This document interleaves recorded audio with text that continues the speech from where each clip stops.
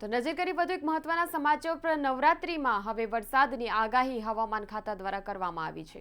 તો નવરાત્રી જેવા પર્વમાં વરસાદ પડવાની હવામાન વિભાગની આગાહી છે અને આ સાથે જ નવરાત્રીમાં ખેલૈયાઓના જોશમાં વરસાદ જે છે તે મુશ્કેલી ઊભી કરે તેવી શક્યતાઓ। આગામી 3 દિવસમાં ભારે વરસાદની આગાહી।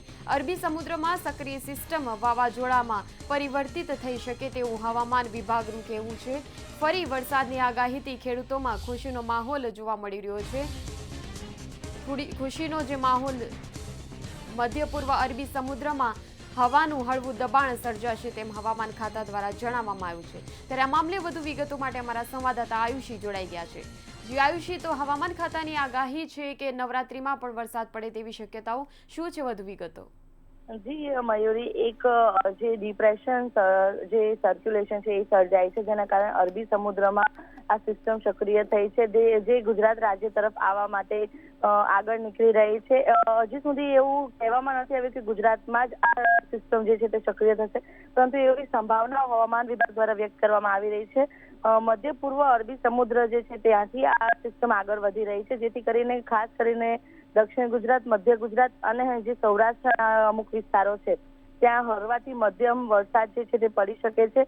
તે સાથે જ માછીમારોને દરિયો ન ખેડવાની સૂચના આપવામાં આવી છે। દરિયાના મોજા જે છે જે 3 થી 5 મીટર સુધી ઊંચા ઉછળી શકે છે, જેના કારણે જે માછીમારો છે તેને સૂચના આપવામાં આવી છે કે તે દરિયો ખેડવા ન જાય।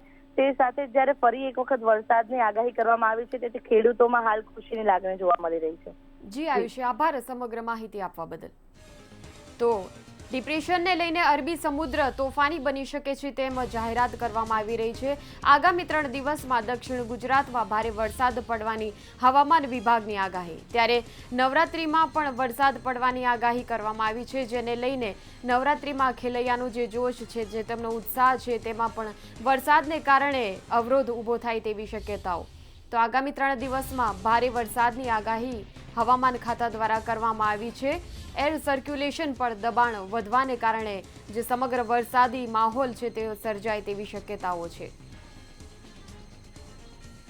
તો નવરાત્રીમાં વરસાદ પડવાની હવામાન ખાતા દ્વારા આગાહી કરવામાં આવી છે। આગામી 3 દિવસમાં દક્ષિણ ગુજરાત તેમજ બીજા જે ભાગો છે ગુજરાત રાજ્યના તેમાં વરસાદ પડે તેવી શક્યતાઓ।